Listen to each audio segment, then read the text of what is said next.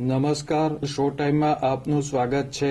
ભાવનગર મહાનગરપાલિકાની ચૂંટણી માટે ઉમેદવારો દ્વારા રજૂ કરવામાં આવેલા ફોર્મની આજે ચકાસણી કરવામાં આવી હતી. શહેરના પીરછલા વોર્ડના કોંગ્રેસના ઉમેદવારના ફોર્મમાં ડોક્યુમેન્ટ મામલે ભાજપે વાંધો ઉઠાવતા હોબાળો થયો હતો.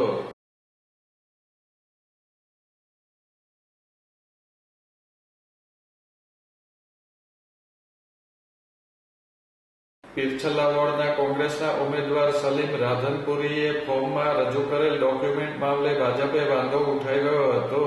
આ બાબતને લઈને ચૂંટણી અધિકારીની ઓફિસ સમક્ષ કોંગ્રેસ અને ભાજપના આગેવાનો ટોળે વળ્યા હતા.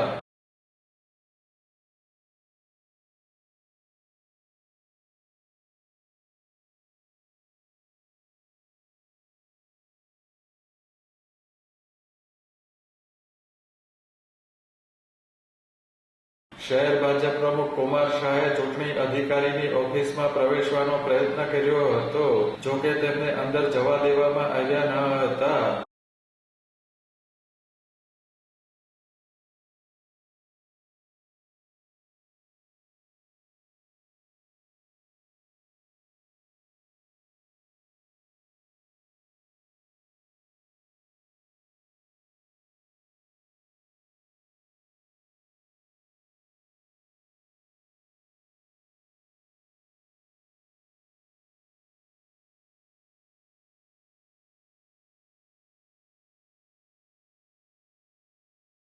અધિકારી દ્વારા ફોર્મની ચકાસણી બાદ કોંગ્રેસના ઉમેદવારનું ફોર્મ મંજૂર થયું હોવાનું કોંગ્રેસના આગેવાન અને ઉમેદવાર કલ્પેશભાઈ મણિયારે જણાવ્યું હતું.